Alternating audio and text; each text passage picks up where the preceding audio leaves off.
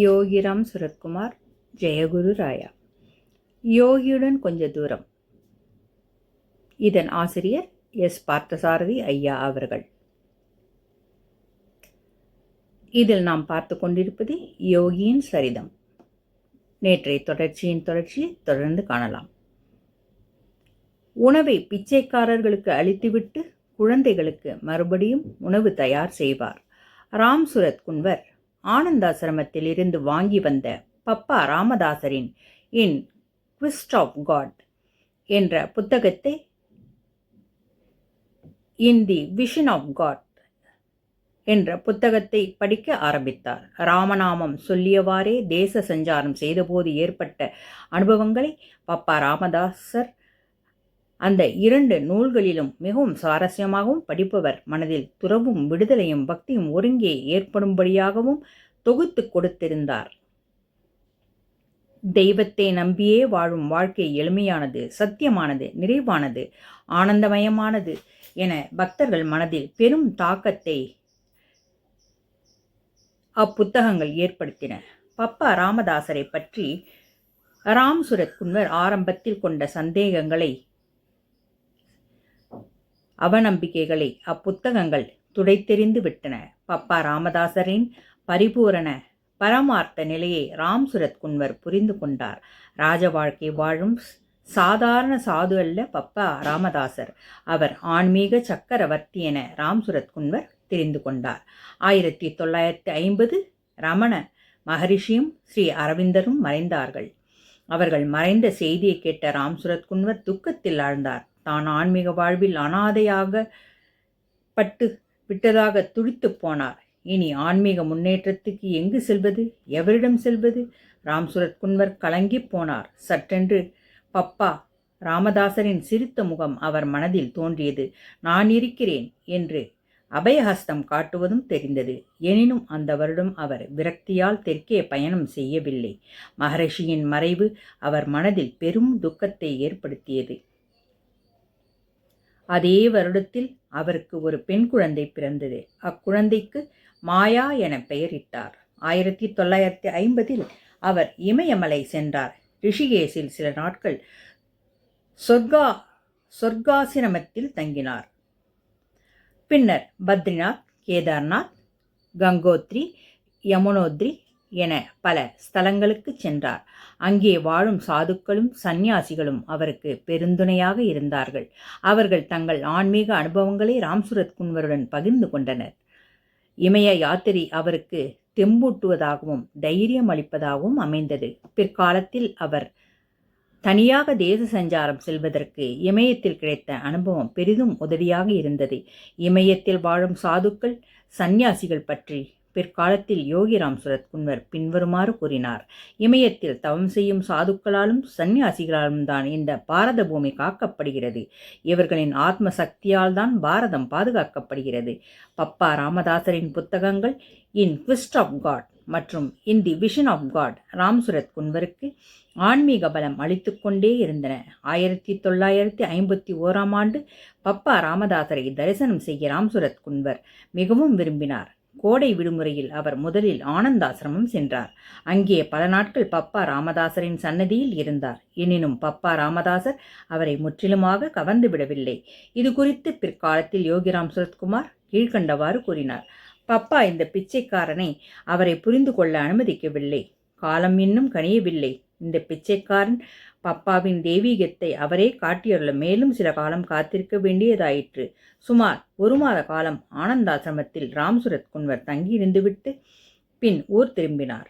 பப்பா ராமதாசரின் நினைவும் ராமநாம உச்சாடனமும் அவரை குருவின் அருள் பெற தகுதிப்படுத்தி கொண்டிருந்ததை ராம் சுரத் குன்வர் அறியவில்லை. அவர் பப்பா ராமதாசரை தன் குரு என்று அப்போது அறிந்திருக்கவில்லை. குருவருள் தனக்குள் வேலை செய்யும் இரகசியத்தையும் அப்போது அவர் உணர்ந்திருக்கவில்லை. குருவின் காரியங்கள் யாவும் உள்முகமாகவே இருக்கும் என்பதும் அவருக்கு தெரியாது. அவரிடமிருந்து மாயை இன்னும் விலகவில்லை. சில சமயங்களில் தெய்வீக பரவச நிலையை, பரமானந்த நிலையை அடைந்தது போல் உணர்ந்தார். அந்த நிலை உறுதியானது, சத்தியமானது என்று கருதி அந்த நிலையை தன்னை நிலைநிறுத்தி முயன்றபோது அந்த பரவச நிலை மாயமாக மறைந்து போனது. ஒரு கணத்தில் குருவின் தெய்வத்தின் வாயிற்படியை அடைந்தது போல் இருந்தது. மறுநொடியில் அவர் எங்கோ அதல பாதாளத்தில் விழுந்து விட்டதைப் போல் உணர்ந்தார்.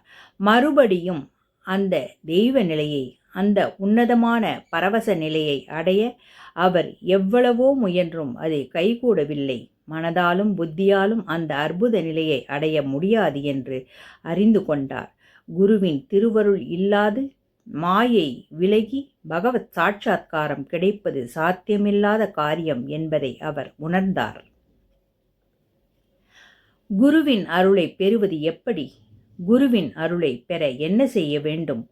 புனித க்ஷேத்திரங்களை சுற்றி வந்தும், பவித்திர நதிகளில் நீராடியும், அன்பான தர்மமான வாழ்க்கையை வாழ்ந்தும் ஓரளவுதான் தூய்மை அடைந்திருப்பதாக அறிந்தார்.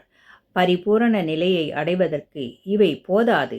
ஆண்டவனிடம் ஒன்றுபட குருவின் தூய அருள் வேண்டும். பரமானந்த பரிபூரண பரமாத்மாவிடம் தன்னை சேர்ப்பிக்கும் சக்தி குரு மட்டுமே என்று அவர் தெரிந்து வைத்திருந்த போதிலும், குருவை அடையாளம் கண்டு அவரது அருளை பெறுவதற்கு என்ன செய்ய வேண்டும் என்று தெரியாமல் தத்தளித்து கொண்டிருந்தார். நாரத பக்தி சூத்திரத்தில் நாரதர் கூறியது நினைவு கூர்ந்தார். ஒரு ஞானியை காண்பது மிகவும் கடினம். அப்படியே கண்டாலும் அவரை ஞானி குரு என தெரிந்து கொள்வது மிக மிக கடினம். அப்படியே தெரிந்து கொண்டாலும் ஞானியின் அருளை பெறுவது கடினம். ரமண மகரிஷியும் ஸ்ரீ அரவிந்தரும் மறைந்த பின் ராம் சுரத் குன்வருக்கு சிறிது நம்பிக்கையூட்டி வந்தது பப்பா ராமதாசர் மட்டும்தான். எனினும் ராம் சுரத் குன்வர் மனதில் பப்பா ராமதாசர் மீது முழு நம்பிக்கை பிறக்கவில்லை. குருவருள் அன்றி இறைவனை அடைய வேறு மார்க்கம் இல்லை என்று உறுதியாக பல சாஸ்திர உபனிஷத்துக்கள் வாயிலாக ஆதிசங்கரர் முதல் அனைத்து ஞானிகளும் செய்த உபதேச சாரங்கள் மூலமாகவும் ராம் சுரத் குன்வர் அறிந்து கொண்டார். தனது குரு யார்? அவர் பப்பா ராமதாசராக இருக்கலாம் அல்லவா? பப்பா ராமதாசரை மீண்டும் அணுகி அவரின் அருள் பெற மீண்டும் முடிவு செய்தார். பப்பா ராமதாசரின் அருளை எப்பாடுபட்டாலும் பெற்றே ஆக வேண்டும் என்று தீர்க்கமாக முடிவெடுத்தார். 1952 ஆண்டு ஆகஸ்ட் மாதம் 11ஆம் தேதி அவர் வேலை பார்த்த நபல்கட் உயர்நிலை பள்ளியில் இருந்து நீண்ட விடுப்பு எடுத்தார். மனைவி ராமரஞ்சனி தேவி அப்பொழுது தனது 4வது குழந்தையை கர்ப்பத்தில் சுமந்திருந்தார். மனைவியையும் 3 குழந்தைகளையும் ராம் சுரத் குன்வர் தஹியாவில் மாமனார் இல்லத்தில் விட்டுவிட்டு நேராக ஆனந்தாசிரமம் சென்றார். பப்பா ராமதாசரின் அருளை பெறாது அவரை விட்டு அகல்வதில்லை என்று உறுதி பூண்டார். ஆனந்தாசிரமத்தில் பப்பா ராமதாசரின் திருவடிகளை ராம் சுரத் குன்வர் கண்ணீர் மல்க கெட்டியாக பற்றி சரணடைந்தார். தன்னை சரணடைந்த பக்தனின் மனோபாவத்தை அறிந்து கொண்ட பப்பா ராமதாசர் ஆனந்தமாக சிரித்தார். தனது பக்தன் தீட்சை பெறும் பரிபக்குவம் அடைந்து தன் திருவடியில் சரணடைந்தது அவருக்கு பெரும் மகிழ்ச்சியை கொடுத்தது. வீழ்ந்து வணங்கிய ராம் சுரத் குன்வரை பப்பா ராமதாசர் முதுகில் தட்டி ஆசீர்வதித்தார். பேரானந்தத்தில் ராம் சுரத் குன்வர் மூழ்கினார். அவர் தன் தந்தையின் மடியில் பாதுகாப்பாக ஒரு குழந்தை போல் இருப்பதை உணர்ந்தார். முதலாக ராம் சுரத் குன்வர் பப்பா ராமதாசர் தான் தன்னை ஆட்கொள்ள வந்திருக்கும் தெய்வம் குரு என்பதை உணர்ந்தார். அந்த உணர்வு அவருக்கு மிகுந்த ஆனந்தமளித்தது. ஆசிரமத்தில் அவருக்கு அறை ஒதுக்கப்பட்டது. ராம் சுரத் குன்வர் பப்பா ராமதாசரை நிழல் போல் தொடர்ந்தார். பப்பா ராமதாசர் தன் பிரியமான ராம் சுரத் குன்வர் மேல் தன் அருள்மழையை பொழிந்தார். அவரோடு நீண்ட நேரம் உரையாடினார். தனித்திருக்கும் போது ராம் சுரத் குன்வர் வாழ்வில் நடந்த சில உன்னதமான இரகசியமான ராம் சுரத் குன்வர் மட்டுமே அறிந்திருந்த சில சம்பவங்களை பப்பா ராமதாசர் விவரித்தபோது தன் குருநாதர் பப்பா ராமதாசரே என முழுமையாக ராம் சுரத் குன்வர் அறிந்து கொண்டார். பப்பா ராமதாசர் மீது அவர் கொண்ட பக்தி தீவிரமடைந்தது. குருவின் அண்மையும் பேரருளும் ராம் சுரத் குன்வரை உன்மத்த நிலைக்கு தள்ளியது. பப்பா ராமதாசரிடம் மந்திர தீட்சை பெற வேண்டும் என்ற ஆவல் ராம் சுரத் குன்வரிடம் ஏற்பட்டது. தன்னிடம் மிக பிரியமாக இருக்கும் தன் குருநாதரிடம் தனக்கு மந்திர தீட்சை பண்ணி வைக்க வேண்டுமென்று எப்படி கேட்பது? குருநாதனுக்கு தெரியாதா தனக்கு எது தேவையென்று? ராம்சுரத் குன்வர் மனதில் மாறி மாறி தீட்சையை பற்றிய எண்ணங்கள் வந்தவாறு இருந்தன. மனத்தில் குழப்பமும் பயமும் தோன்றியது. பப்பா ராமதாசரிடம் போய் கேட்பதா? அவருக்கு தெரியாதது ஒன்றுண்டா? எனினும் மந்திர தீட்சை பெற வேண்டுமென்ற தீராத அவா அவரை விட்டபாடில்லை. இது குறித்து சுவாமி சச்சிதானந்தரிடம் ராம்சுரத் குன்வர் ஆலோசனை கேட்டார். சுவாமி சச்சிதானந்தர் மந்திர தீட்சை கேட்பதற்கு ஏன் தயக்கம் கொள்ள வேண்டுமென தைரியம் அளித்தார். 1952 ஆண்டு ஆகஸ்ட் கடைசி வாரத்திலோ அல்லது செப்டம்பர் முதல் வாரத்திலோ ராம்சுரத் குன்வரின் வாழ்க்கையில் இந்த முக்கியமான சம்பவம் நிகழ்ந்தது. சுவாமி சச்சிதானந்தர் கொடுத்த ஊக்கத்திலும் தைரியத்திலும் ராம்சுரத் குன்வர் அன்று பப்பா ராமதாசரை விடாது பின்தொடர்ந்து சென்ற வண்ணம் இருந்தார். பப்பா ராமதாசரிடம் மந்திர தீட்சை பெறாமல் அன்று அவரை விட்டு அகலப் போவதில்லை என்ற முடிவில் ராம்சுரத் குன்வர் பப்பா ராமதாசரை பின்தொடர்ந்து சென்றார். பப்பா ராமதாசர் சிரித்தபடியே சென்று கொண்டிருந்தார். கோசாலை செல்லும் வழியில் பப்பா ராமதாசர் சென்று கொண்டிருந்தார். பப்பா ராமதாசருடன் ஒரு சில பக்தர்களும் சென்று கொண்டிருந்தனர்.